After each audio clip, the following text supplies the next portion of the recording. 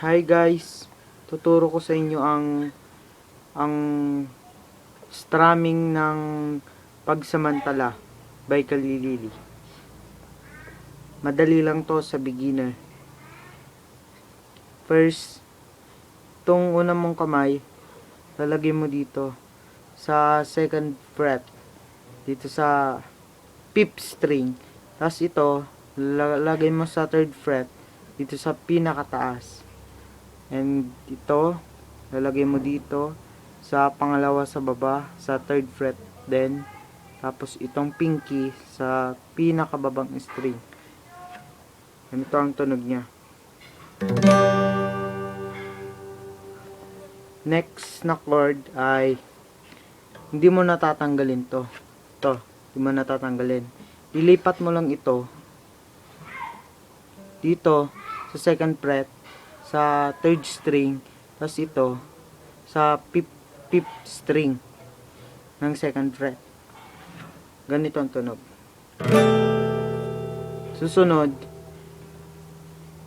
ito, tatas mo lang siya ng isa. Yan, lilipat mo siya. Ganyan ang looks niya. Ganito ang tunog. Tapos, nasusunod, huwag mo na ililipat. Yan. Tapos ito na lalagay mo rin sa third fret. Dito. Tapos ito. Dito sa baba niya. Second fret dito sa baba ng ito baba niya. Tapos ito dati pa rin. Ito naman ang strumming pattern niya. Yung una nating ginawa. Third fret tong dalawa. Ito. G major. Ang strumming pattern niya ay ganito. Down, down, up, up, down, down, down, up. Pagkatapos nun, lilipat mo siya dun sa pangalawa kong chord na tinuro. Yan, di mo pa rin to ililipat. Yan. Tapos, ganun ulit ang strumming niya. Down, down, up, up, down, down, down, up. Tapos lilipat mo ulit siya yung pangatlong chord na tinuro ko. Ito. Yan. Tapos yung strum pattern niya, ganun din lang. Yun. Tapos yung pang-apat na chord. Ito. Ito. Yan. Yung pang-apat na chord na aking tinuro. Pare-parehas lang ng strumming pattern yan. Paulit-ulit lang.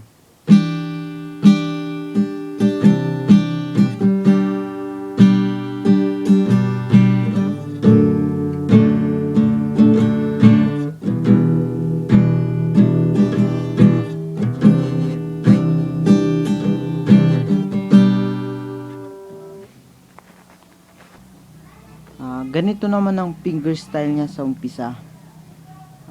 Dito sa 5th fret, tapos 5th string. Ito, 5th string. Isang kalabit. Tapos, dun sa 4th string naman, dito pa rin sa 5th fret. So, ganito siya. Tapos, lilipat mo sa 7th fret. Tapos, isa pa, slide mo sa 9th fret. Tapos, dito sa 3rd string, sa 7th fret, isang tunog. Tapos, balik mo dito sa dito. Isang tunog ulit sa pang 4th string. And then, pagkatapos nun, itong nasa baba ng 7th string, ay 7th fret, ililipat mo siya sa 4th string sa 7th fret. Pagkatapos, babalik mo siya dito sa 5th string ng 5th fret. Hammer mo siya dito sa 7th fret. Parang ganito. Ayan. Ganun lang.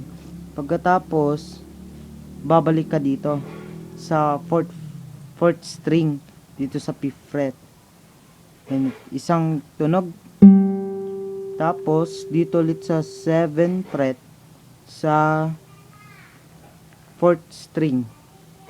Slide mo ulit sa 9. Tapos, balik ka sa 7 at 5. 5 fret. Ganun lang. Pagkatapos nun, balik ka dito sa taas, dito sa pang 5th fret. Tapos, slide mo siya sa 7. Tapos, balik ka naman dito sa baba, sa 4th string sa 7th fret. Slide mo ulit siya dito sa 9th fret. Tapos, paulit-ulit na yon. So, ganito siya.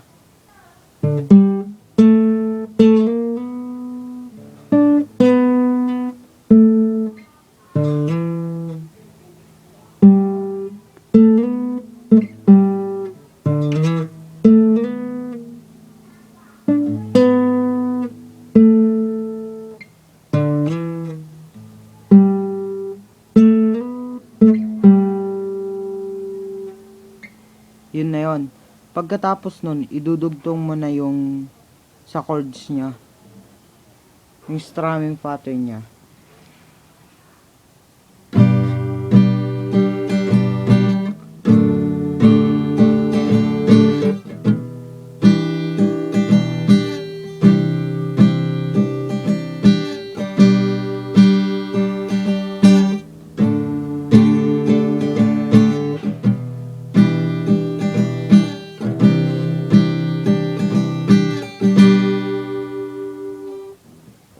Yun na po. Pasensya na po sa pagkakamali ko. Kasi beginner lang po ako. Sana po natuto kayo sa aking lesson. First video ko lang po ito. Salamat po.